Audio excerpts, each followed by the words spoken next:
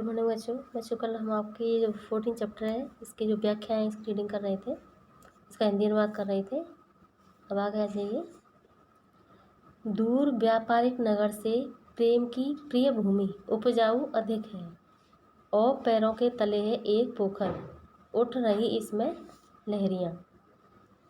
इसमें जो केदारनाथ अग्रवाल कवि हैं वो मन व्यापारिक नगर से ज़्यादा खेत खलियान की उपजाऊ भूमि में रम जाता है। यानी केदारनाथ अग्रवाल का कवि मन व्यापारिक नगर से ज़्यादा खेत खलियान की जो उपजाऊ भूमि है उसमें लग जाता है या रम जाता है। ठीक है, उसको लहराते खेत प्रेम की प्रिय भूमि लगते हैं। ठीक है, कभी जब वहाँ पर देखता है इस प्रकृति के अनुपम सौंदर्य को तो उसको ये खेतों को देखकर ऐसा लगता है कि ये जो भूमि है, ये जो खेत हैं वो प्रेम की प्रिय भूमि है।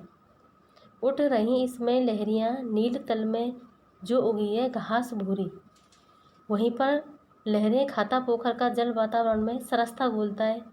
पोखर के तल में उगी घास भी बरबस ध्यान खींचते हैं। यानी खेत के पास में एक पोखर है और उसमें जो पानी है उसमें जो लहर उठ रही है उसको जो कवि है उसके मन को वो अपनी तरफ खींच रही हैं। नील तल में जो उगी है घास भूरी, पोखर के किनारे पत्थर जैसे कब से अपनी प्यास बुझाने का प्रयास कर रहे हैं।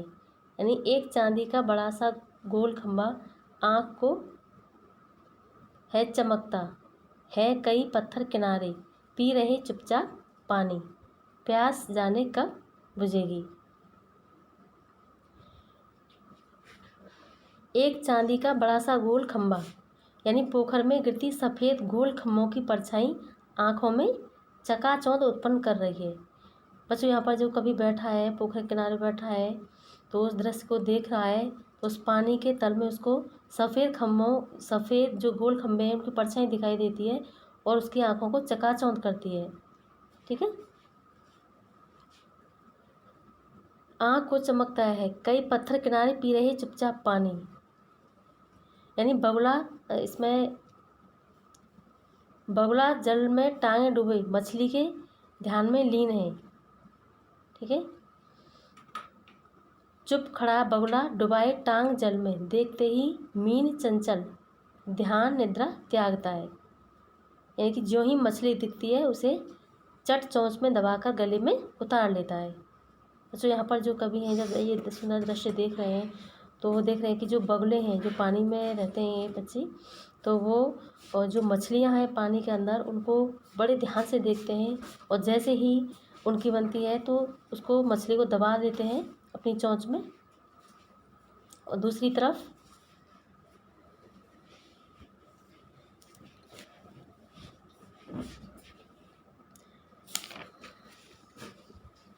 और यहीं से भूमि ऊंची है जहाँ से रेल की पटरी गई है, ट्रेन की टाइम नहीं है।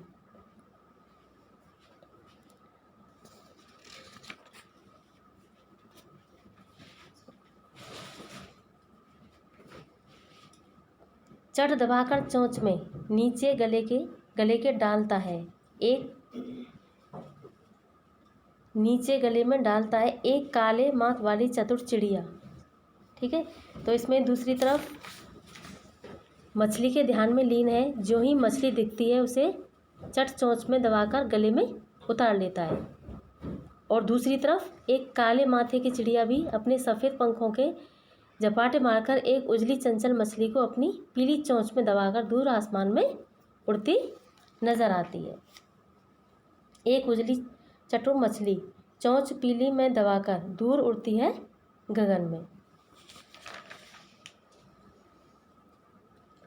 और यहीं से भूमि ऊंची है जहाँ से रेल की पटरी गई है, ट्रेन का टाइम नहीं है, मैं यहाँ स्वच्छंद हूँ। ठीक है, तो यहाँ पर जो कवि हैं केदारनाथ वो कह रहे हैं, कभी लहलाती हुई फसल एवं पोखर के पास विचरण करते पक्षियों को देखता हुआ उस ऊंची भूमि पर नज़र टिकाता है जहाँ से रेल की पटरी निकलती है। तो बच्चों यहाँ पर सबसे पहले तो जो खेत की मेड़ पर बैठा है कवि, उसमें जो दृश्य हैं वो देखें, जैसे चने का पौधा है, अलसी का पौधा है और उसके बाद जो सरसों का पौधा है उसका बहुत ही सुंदर चित्रण अपने शब्दों में किया है। इसके बाद जो पोखर पड़ने चढ़ जाती है, पास में ही पोखर है, उसमें जैसे बगुले मछली इन सब का बहुत ही सुंदर चित्रण करता है। इन सब के बाद फिर उसकी नज़र एक ऊंचा स्थान है जहाँ पर जाती है, जहाँ से रेल की पटरी निकलती है, और यहीं से भूमि ऊंची है जहाँ से रेल की पटरी गई है। ट्रेन का टाइम नहीं है, मैं यहाँ स्वच्छंद हूँ, यानी वहाँ से कवि का ध्यान चित्रकूट की अनार चौड़ी दूर दिशाओं तक फैला कम ऊंची पहाड़ियाँ खींच लेती हैं। चित्रकूट की अनगढ़ चौड़ी कम ऊंची ऊंची पहाड़ियाँ दूर दिशाओं तक फैली हैं बांझ भूमि पर, इधर उधर रीवा के पेड़, यानी पहाड़ी बंजर भूमि पर रीवा के जो कांटेदार पेड़ हैं, पेड़ बड़े क्रूप लगते हैं।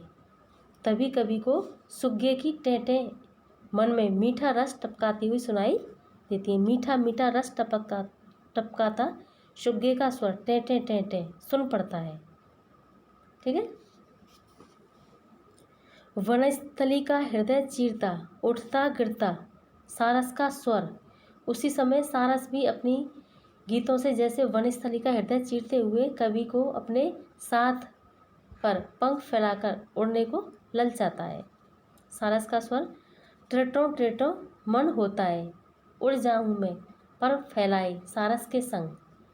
कवि मन में करता है कि इस सारस के साथ उस हरे खेत में उड़ जाऊं जहां उस सारस जोड़े की प्रेम कहानी चुप चुप कर सुन लूं, यानी जहां जुगल जोड़ी रहती है हरे खेत में सच्ची प्रेम कहानी सुन लूं चुप्पे चुप्पे। यानी जो कवि है वो उस ऊंचे स्थान को देखता है, वहाँ पर जहाँ पर जो रेल की ट्रेन की जो पटरी है वहाँ से गुजरती है, और वहीं से उड़ते हुए देखता है कि कि सारस का जो जोड़ा है उसको देखता है कि उसकी जो प्रेम कहानी है उसको चुपचाप सुन लूँ।